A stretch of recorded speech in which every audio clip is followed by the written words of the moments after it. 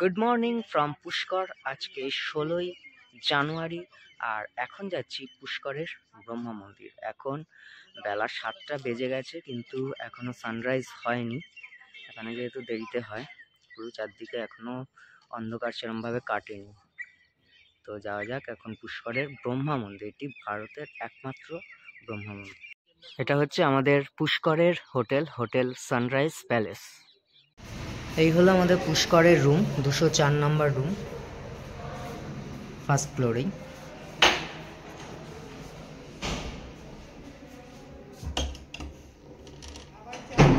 এই বেড, দুটো চেয়ার রয়েছে, টেবিল রয়েছে, আর এদিকে ওয়ার্কিং ডেস্ক রয়েছে, এলইডি রয়েছে, আলমারি, এসি, ফ্যান, এদিকে চার্জিং পয়েন্ট, দুটো জলের বোতল দিয়ে গেছে, আর এই টাওয়াল দিয়েছে। এদিকে আয়না। এবার হচ্ছে বাথরুমটা দেখে নেব। বাথরুমটাও খুব সুন্দর। এই হচ্ছে কোমোড, বেসিন, হ্যান্ড শাওয়ার, এই গিজার, জামা কাপড় রাখার জায়গা। খুব সুন্দর হোটেলটা। আমরা হোটেল থেকে একটা অটো ঠিক করে নিলাম। এই অটো ব্রহ্মা মন্দির, পুষ্কর লেক আর সাবিত্রী টেম্পল ঘোরাবে, ঘুরিয়ে আবার হচ্ছে আমাদের হোটেলে দিয়ে আসবে। টোটাল পার হেড নেবে 120 টাকা। 8 জন এক একটা অটোয় যাবে, আর 120 টাকা পার হেড নেবে। সাবিত্রী টেম্পলের নিচে যেখানে থেকে রোপওয়ে স্টার্ট হচ্ছে সেই অবধি নিয়ে যাবে, আবার সেখান থেকে হোটেলে ব্যাক করাবে। পদ্মপুরাণ অনুসারে ব্রহ্মা বজ্রনাভ রাক্ষসকে তার অস্ত্র পদ্মফুল ছুঁড়ে হত্যা করার পর পদ্মফুলের 3টি পাপড়ি 3 জায়গায় পতিত হয় এবং 3টি হ্রদের সৃষ্টি হয়, যার মধ্যে পুষ্কর হ্রদ হচ্ছে জ্যেষ্ঠ পুষ্কর।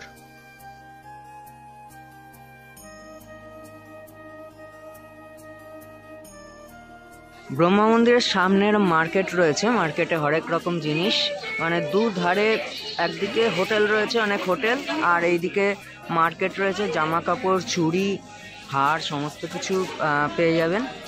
অনেকটা বারাণসীর মতো জায়গাটা লাগছে। সামনেই হচ্ছে ব্রহ্মা মন্দির ওইদিকে, আর এইদিকে হচ্ছে পুষ্কর লেক।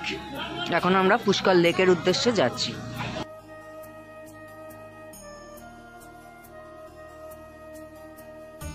ব্রহ্মা রাক্ষস বজ্রনাভকে হত্যা করার পর মূল পুষ্কর হ্রদে একটি যজ্ঞ করার সিদ্ধান্ত নেন।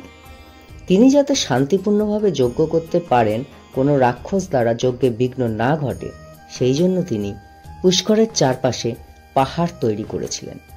দক্ষিণে রত্নগিরি, উত্তরে নীলগিরি এবং পশ্চিমে সানচূড়া।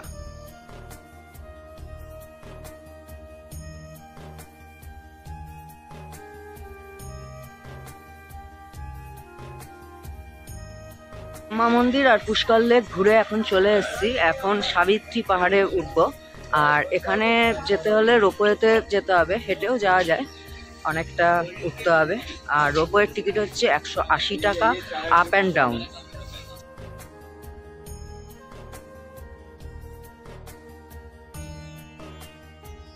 এই হচ্ছে টিকিট কাউন্টার রোপওয়ে যাওয়ার জন্য।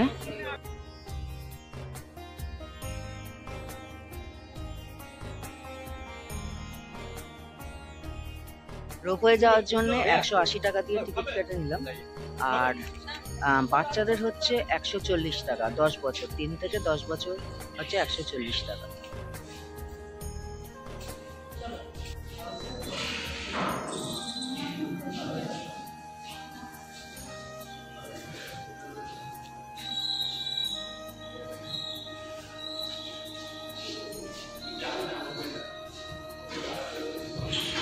চলো ওঠো ওঠো।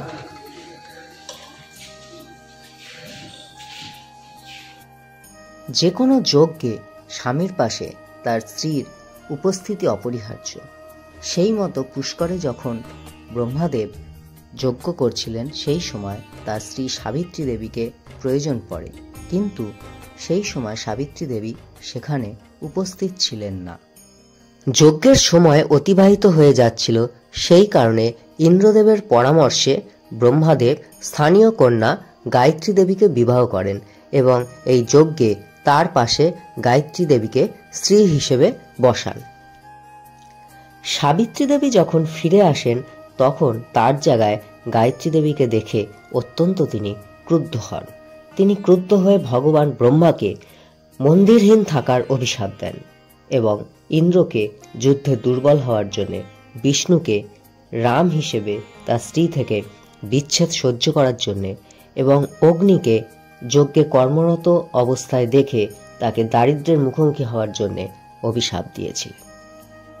পরে অবশ্য গায়ত্রী দেবীর অনুরোধে সাবিত্রী দেবী তার অভিশাপকে প্রশমিত করেছিলেন, পুষ্করকে তীর্থরাজ হওয়ার আশীর্বাদ করেছিলেন। 52টি স্নানের ঘাট দ্বারা বেষ্টিত এই পবিত্র হ্রদে তীর্থযাত্রীরা ডুব দেয় পুণ্য লাভের আশায়। বিশেষ করে কার্তিক পূর্ণিমায় এখানে বিশেষ উৎসব পালিত হয়। তিনি আশ্বাস দিয়েছিলেন সহজে পরাজিত হওয়ার ভয় ছাড়াই ইন্দ্র স্বর্গে তার শাসন বজায় রাখবে। ভগবান বিষ্ণু যখন আবার স্বর্গে অবতীর্ণ হবেন তখন তার প্রিয় স্ত্রীর সাথে পুনর্মিলন করতে পারবেন। আমরা যে পাহাড়ে যাচ্ছি সেই পাহাড় হচ্ছে রত্নগিরি পাহাড়। এই রত্নগিরি পাহাড়েই সাবিত্রী দেবীর মন্দির প্রতিষ্ঠিত। যখন এই যজ্ঞ হয়, এই যজ্ঞের পরে সাবিত্রী দেবী রত্নগিরি পাহাড়ে ফিরে আসেন এবং তার জন্য উৎসর্গীকৃত একটি মন্দির আজও এই রত্নগিরিতে রয়েছে। ব্রহ্মা মন্দিরের জানলা দিয়ে এই মন্দিরটি দেখা যায়। আর সাবিত্রী দেবীর ক্রোধে ভীত হয়ে গায়ত্রী দেবী রত্নগিরি পাহাড়ের উল্টো প্রান্তে আরেকটি পাহাড়ে চলে যায়।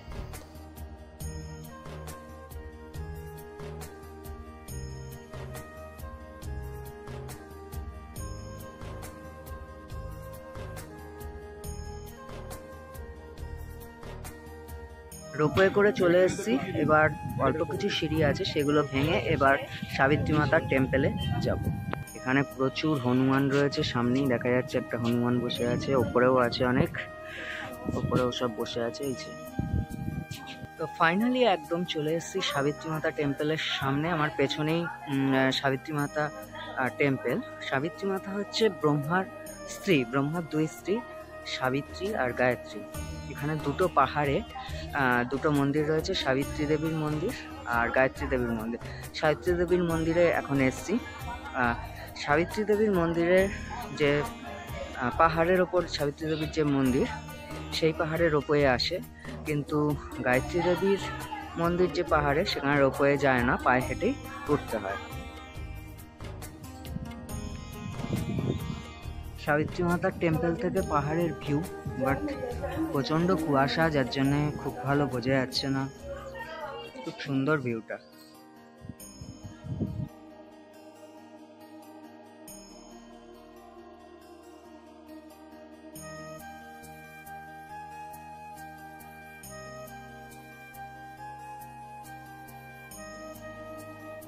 ওই দেখা যাচ্ছে পুষ্কর লেক, অনেকটা দূর, অনেক ছোট, এখান থেকে দেখা যাচ্ছে।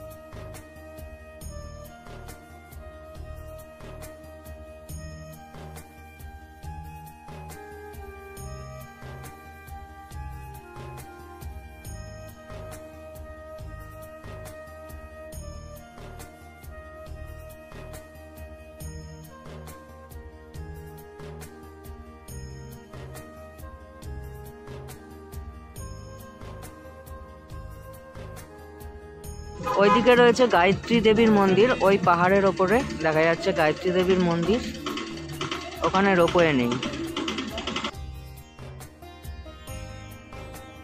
এখানে ক্যামেল সাফারি হয়। আর ওই যে দেখতে পাচ্ছি সাবিত্রী দেবীর মন্দির, আর এইদিকে হচ্ছে গায়ত্রী দেবীর মন্দির পাহাড়ের ওপর। পুষ্করে আমাদের যে হোটেল, সেই হোটেলের একদম ছাদে চলে এসেছি। আর এই ছাদ থেকে সাবিত্রী পাহাড়, মানে সাবিত্রী দেবীর মন্দির আছে যে পাহাড়ে এবং গায়ত্রী দেবীর মন্দির আছে যে পাহাড়ে, সুন্দর দেখা যাচ্ছে ভিউ। এই হচ্ছে এই যে পাহাড়ে দেখতে পাচ্ছি পাহাড়ের ওপর মন্দির, এটা হচ্ছে গায়ত্রী দেবীর মন্দির। গায়ত্রী দেবী হচ্ছে ব্রহ্মার আর এক স্ত্রী। আর এই সোজাসুজি দেখতে পাচ্ছি সাবিত্রী দেবীর পাহাড়, সাবিত্রী দেবীর মন্দির, এক্ষুনি যেটা রোপওয়ে করে দেখে এলাম।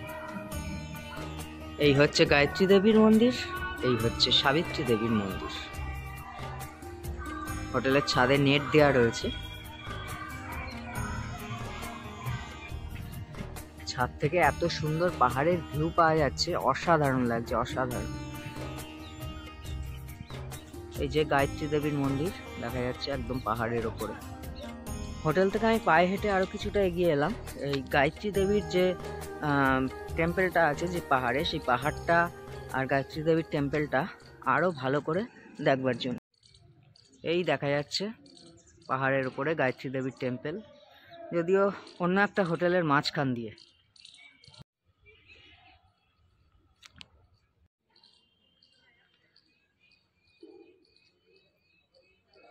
তো ফাইনালি পুষ্কর ঘোরা আমাদের কমপ্লিট। এবার আমরা আজকে যাব হচ্ছে আজমির শরীফ। আজমির শরীফ হয়ে আমরা জয়পুর চলে যাব। পুষ্কর থেকে এবার আমাদের আজমির যাবার পালা। পুষ্কর থেকে আজমিরের দূরত্ব মোটামুটি 16 কিলোমিটার, আর সময় লাগে হচ্ছে 30 মিনিট।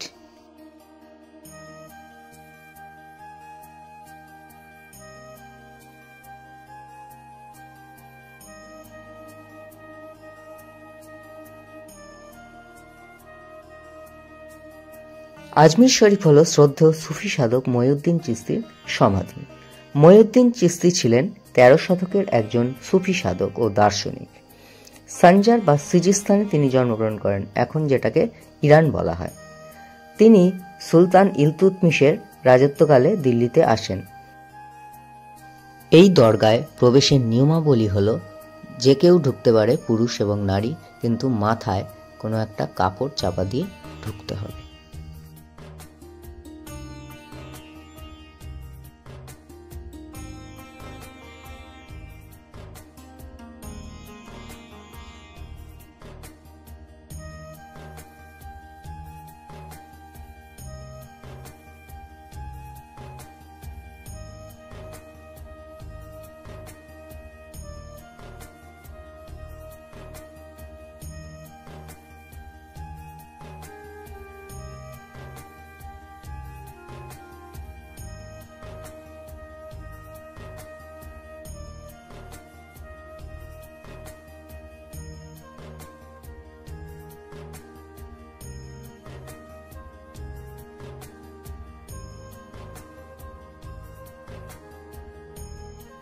এখন আমরা দেখছি আনাসাগর লেক।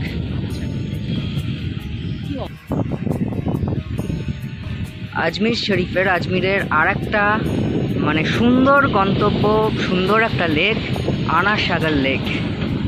এখন সেই আনাসাগর লেক দেখছি।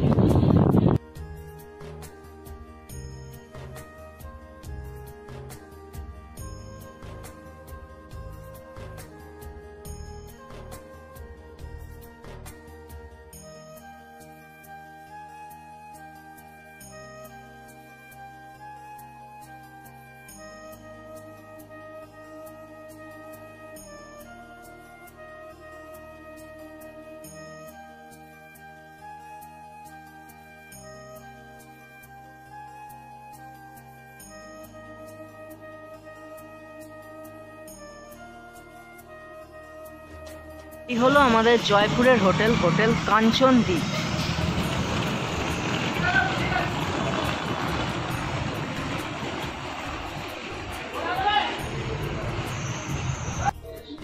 এই হচ্ছে হোটেলের রিসেপশন। ठीक है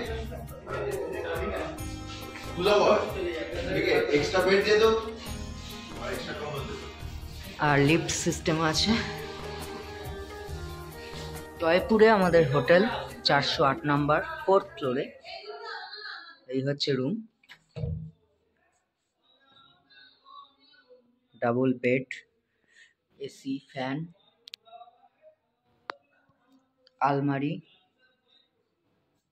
চেয়ার টেবিল, এই আয়না, সুন্দর পিকচারও রয়েছে রুমে। এদিকে বসে চা খাওয়ার জন্য দুটো চেয়ার, একটা টেবিল ছোট, এদিকে টাওয়াল, এদিকে আরো একটা আলমারি। আর এবারে বাথরুমটা দেখে নি। বাথরুমে কোমোড, বাথটাব রয়েছে, ছোট বাথটাব, বালতি, শাওয়ার, বেসিন, আর এখানে সাবান শ্যাম্পু সব দিয়েছে। এদিকে জামা কাপড় রাখার জায়গা, এখানেও টাওয়াল ঝোলাবার জায়গা রয়েছে। সুন্দর বেশ, সবকটা হোটেলের রুমই আমাদের খুব সুন্দর। আর জয়পুরেই আমাদের লাস্ট স্টে। জয়পুরের হোটেলে চেক ইন করে আমরা চলে এসেছি এখানে একটা মার্কেটে, জয়পুর টেক্সটাইল কর্পোরেশনে। তো এখানকার জয়পুরের মানে রাজস্থানের বিভিন্ন জিনিসপত্র পাওয়া যায়, সেগুলো দেখবো, কিনবো। রাজবাধা মার্কেট।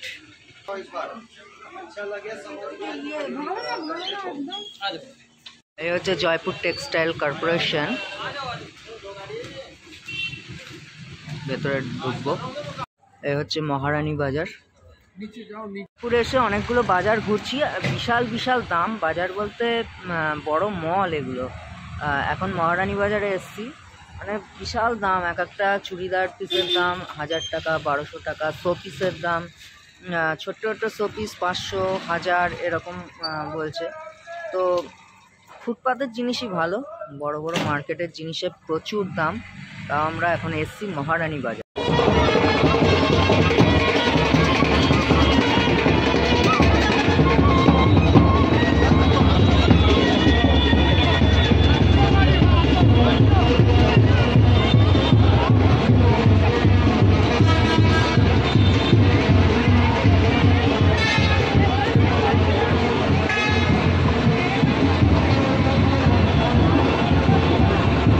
হোটেলের সামনে থেকে অটো ঠিক করেছিলাম কিছু জামা কাপড়, গিফটের জিনিস এসব কেনার জন্যে।